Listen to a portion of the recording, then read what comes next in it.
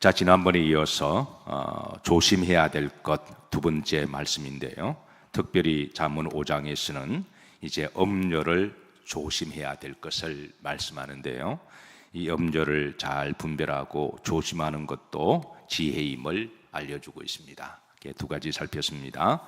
바로 이제 음료에게 미혹되어 넘어가게 되면 어떤 결과를 초래하는지 두 가지를 알려주셨는데, 첫 번째로 어디로 내려가게 됨을, 사지로 내려가게 됨을 알려주십니다. 자, 두 번째는 무엇을 잃어버린다고요? 샬롬을 잊어버리게 됨을 알려주십니다. 자, 오늘은 세 번째입니다. 자, 존영을 잃어버리게 됨을 알려주시는데 5장 9절입니다. 초반절입니다. 합독합니다. 두렵건대 내 존영이 남에게 잃어버리게 되며, 그랬습니다. 자, 존영은 존귀와 영광을 말합니다. 하나님은 사람을 창조하실 때 그 자체를 존귀하도록 만드셨고 참으로 영광스럽게 창조하셨습니다. 사람이 존귀하고 영광스러운 이유는 창세기 1장 26절에 보시면 누구의 형상대로 지었었기 때문에 그러하신가요? 하나님의 형상대로 지었었기 때문에 사람 그 자체가 존귀하고 영광스럽습니다. 여기에는 이제 나이도 관계가 없고 남녀도 차이가 없습니다.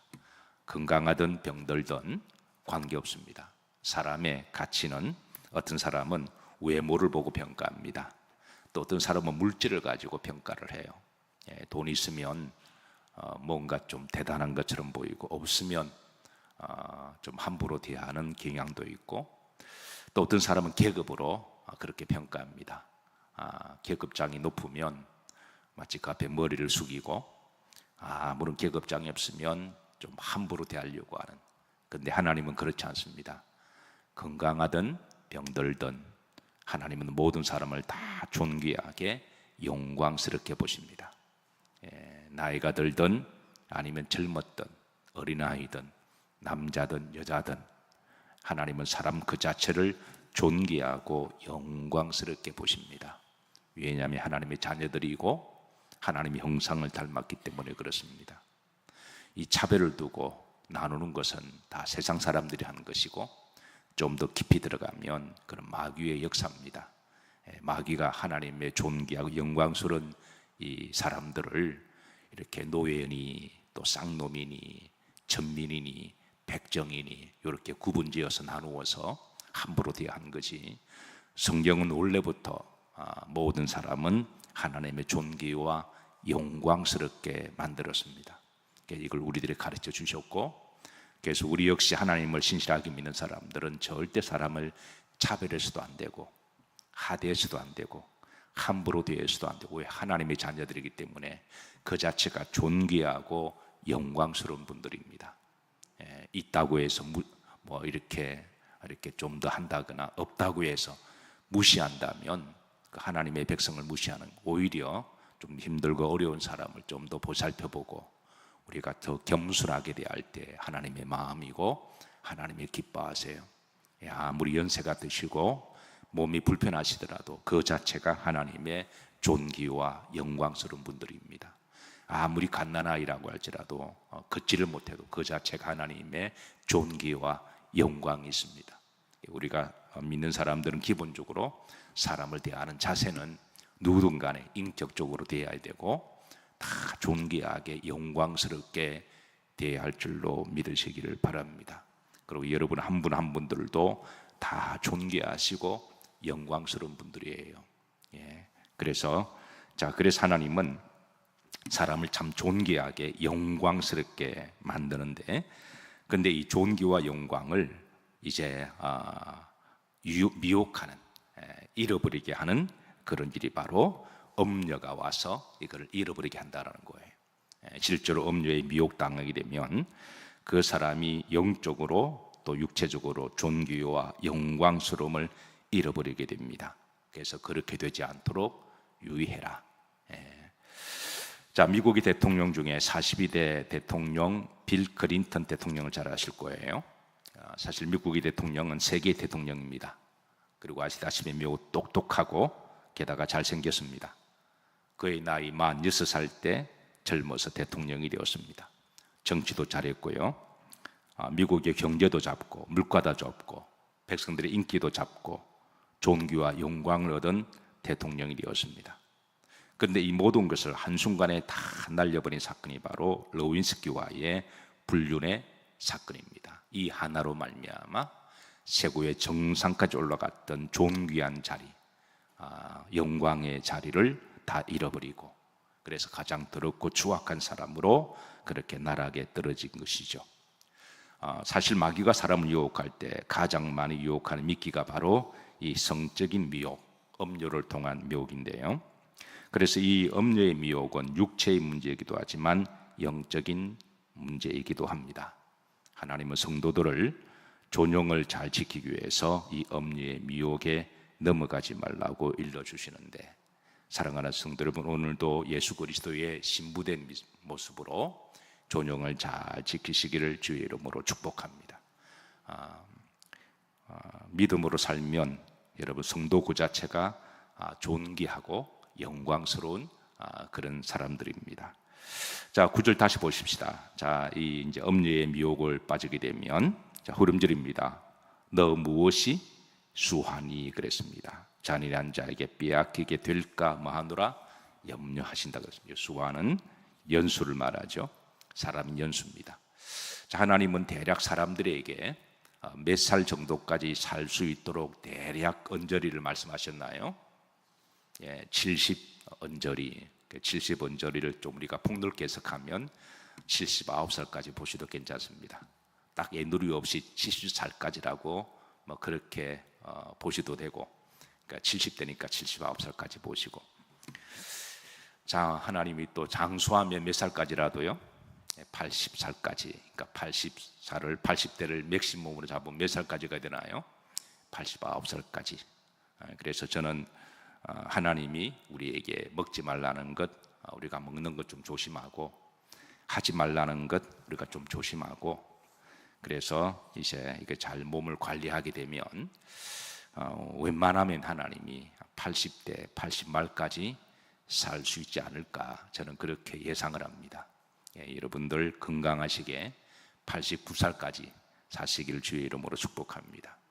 가끔 어떤 분들이 연금을 타는 수령에 대해서 제게 가끔 질문하세요. 고민합니다. 보통 62세에 연금이 나오나요?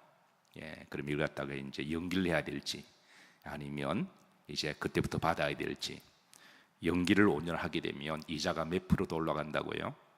한 7% 정도 더 올라간대요. 상당히 높은 이자율이죠. 근데 그냥 받게 되면 이제 그대로 받게 되는데, 그래서 제게 상담을 하면 평소에 몸 관리, 건강 관리 잘 하시고 89세까지 하나님 허락하실 줄로 믿고, 그러면 5년 더 연기하라 그럽니다. 그러면 웬만하면 그 정도까지 하나님 허락하시니까 이제 노년을 잘 준비하라고 그렇게 농담 삼아 이야기를 하는데, 어쨌든 이제 사랑하는 성도 여러분, 건강하시게 또 장수의 복이 있으시기를 주의 이름으로 축복합니다. 자, 그런데 자, 음료를 따라 사는 사람들은 하나님이 주신 명에 살지 못함을 그렇게 알려줍니다. 다시 잠언 5장 9절 보십시다. 자, 내 수완이 누구에게 빼앗기게? 잔인한 자에게. 여기 잔인한 자는 이제 문법적으로 보면 앞에 문장을 받아서 음료를 이야기를 하죠. 근데 영적으로 보면 사탄 마귀를 말합니다. 자, 사탄 마귀는 어떻게 하든 그 사람을 유혹해서 이제 잘 사용하는 미끼가 바로 성적인 유혹인데요. 그래서 음료에게 미혹을 당해서 넘어가게 되면 이제 잔인하게 죽임을 당할 것임을 우리에게 알려주는데, 성경에 보면 제 명대로 살지 못한 대표적인 사람이 바로 삼손입니다. 자, 삼손은 태어날 때부터 나실인으로 태어났습니다. 나실인은 존귀하고 영광스러운 그런 사람입니다. 그래서 하나님께서 특별하게 삼손에게 은사를 주셨습니다. 바로 달란트, 힘이 장사였습니다. 삼손이 살던 시대는 힘이 센 것이 최고의 자랑이었고 또 달란트였는데요. 그리고 잘생겼습니다.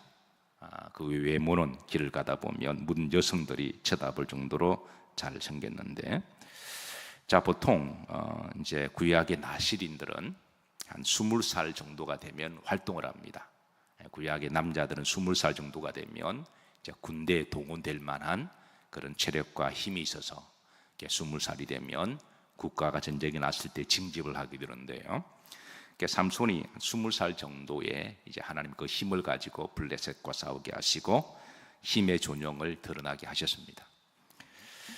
자, 그런데 삼손은 나실인으로서 하지 말아야 할 것을 하지 말아야 되고 지켜야 될 것을 지켜야 되는데, 그 가운데 하나가 바로 이제 음녀를 가까이 하지 말아야 할 것을 나실인의 책무였습니다. 그런데 삼손은 하나님 말씀을 주의하지 않았고 지키지 않았습니다. 그는 많은 여성들의 편력을 따라 살았고 거기에 대해서는 거침이 없었습니다.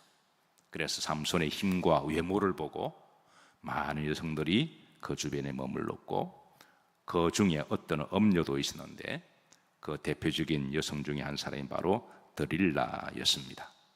결국은 삼손은 그 드릴라 음녀의 이제 유혹에 빠져서 이제 나중에는 결국 비참하게 저주스럽게 죽음을 당하는데요. 이때 삼손의 나이를 대략 우리가 추정할 수가 있습니다. 삼손은 사무엘상 보면 20년을 그의 나실인으로 있다가 죽었다 그랬거든요. 그러면 이제 삼손은 20살 때 활동했다면 20년 활동하고 40 초반에 그런 죽은 것으로 추정을 할 수가 있습니다.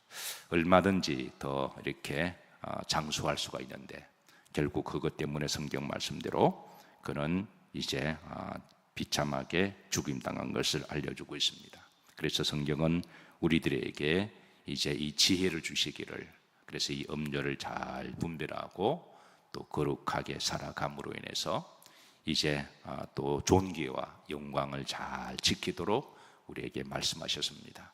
물론 하나님은 예수님처럼 사명이 있어서 온 인류의 죄를 대속하기 위해서 때로는 젊어서 또 이렇게 사명을 감당하다가 십자가에 죽으신 사건도 그렇게 들어있기는 하지만, 그러나 일반적으로 이제 우리가 건강관리 잘하고 또 주신 사명대로 잘 살아가면 하나님은 그 성도를 존귀하게 하시고 영광스럽게 하십니다.